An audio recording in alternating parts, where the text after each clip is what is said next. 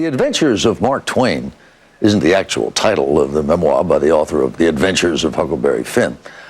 Still, the story of how this book is finally coming to be published is a bit of an adventure tale all its own. Jeff Glor has it for us, chapter and verse. It's been 100 years since Mark Twain died, after declaring, "If I cannot swear in heaven, I shall not stay there." Well, wherever he is a century later, the words and stories he left behind live on stage. Oh, I used to tell lies, but I've given it up. The field is overrun with amateurs. In movies. It felt good getting back in the river. Other places feel so cramped and smothered, but the river don't. And of course, in books. The most famous of which, The Adventures of Huckleberry Finn, still captivates readers around the world. They always played hooky, and they went on rafts down the Mississippi. I would like to do that one day. Not play hooky, but go on a raft.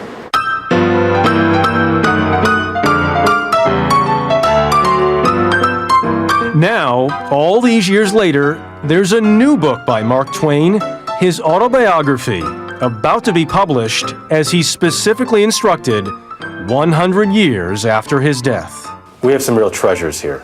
Yes. Robert Hurst is curator of the Mark Twain papers at UC Berkeley, where a small army of editors has been laboring for 6 years to reconstruct the autobiography just as Twain wished it to be. This is now the end of a very long process for you all. Yes, it is. Yes, it is. Can you believe it's here? Actually, we can't. There are 2 other jokes coming, just so you know. Comedian Louis Black, who considers himself and all modern humorists to be descendants of Twain, can't believe it either. His book is coming out, and just around the time that mine is. And you kind of go Twain, Louis Black, Twain, Louis Black. There's really, given the choice, I'm going to buy the Mark Twain book. I'm sure my publisher will be thrilled to hear that. The question I think a lot of people ask is, 100 years later, why now? Nobody can be hurt. Mark Twain had a very tender heart. He liked to say nasty things. He's really good at it. But he didn't like the idea of being there when the person heard them and was hurt by them. That's one aspect of the 100-year embargo. The other is just freeing him up to say exactly what he wants. So it's, in a way, he doesn't have him looking over his shoulder. Anyone who was looking over his shoulder may have thought the old man had lost it. The autobiography is highly unconventional, in many ways ultra-modern, not telling one straight story from birth until death, but skipping around. Mark Twain wants this autobiography to be random. He's going to talk about what he wants to talk about on this day, change his mind and move on to the next thing. You heard that right. Talk.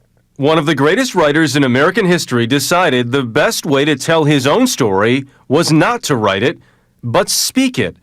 Daily dictations over 4 years about whatever he found interesting that day. Was Mark Twain the first blogger?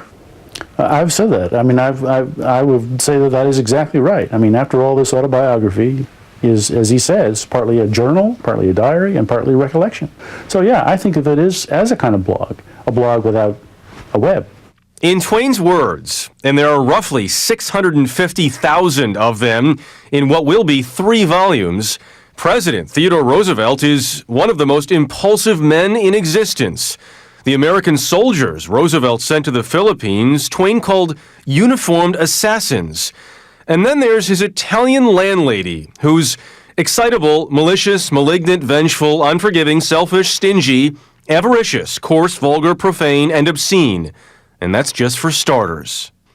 There are funny, fond stories of his family, and his raw, stunned heartbreak at his daughter Susie's sudden death. But if you're expecting a tabloid tell-all, Twain admits he failed at that.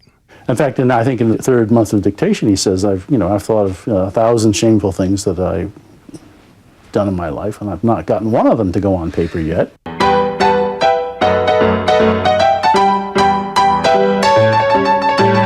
When Twain began dictating, the man famous worldwide for his white suit, his best-selling novels, and his rip-roaring lectures, was, in his own words, the most conspicuous person on the planet, the first global superstar.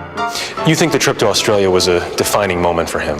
I think it was. The humorist had a serious side as well, anger at the atrocities he witnessed as he traveled the world, which he put into words and had illustrated, now on display at the Morgan Library in New York City. Isaac Gewirtz is one of the curators of the exhibition. This refers to an actual event that happened in South Africa. In Following the Equator, published in 1897, Twain tells the story of a South African farmer's treatment of the native population. He invited a group of natives to his farm for a Christmas dinner, told them that the plum pudding he was serving was a traditional dish when they worshiped their Lord, and then he laced it with arsenic, and they died a horrible death. Despite his outrage at human cruelty, Twain often censored his published work, not wanting to alienate his audience or jeopardize his family's livelihood.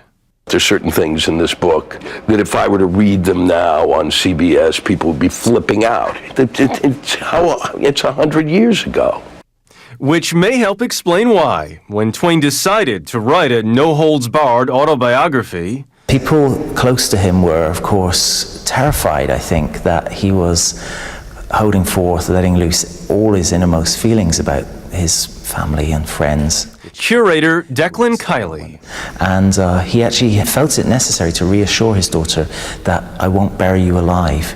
The 100-year embargo, says Robert Hurst, was also an extraordinary publicity ploy. The story behind a 100-year wait for an autobiography. All you have to do is look at the last 3 months of the web and the newspapers to see that he was right. He knew how to market it. Just say it can't be read for 100 years. That'll do it. Well, that's the thing of publishing it 100 years later and saying you're going to say all of these things. Oh, here comes the dirt. Ha, ha, ha, ha, ha. He's good. You gotta love him. It's one of the most brilliant marketing schemes outside of Facebook. So, whether he opted for the climate of heaven, the company in hell, or some other spot, one thing is certain. 100 years after his death, Mark Twain is still very much here.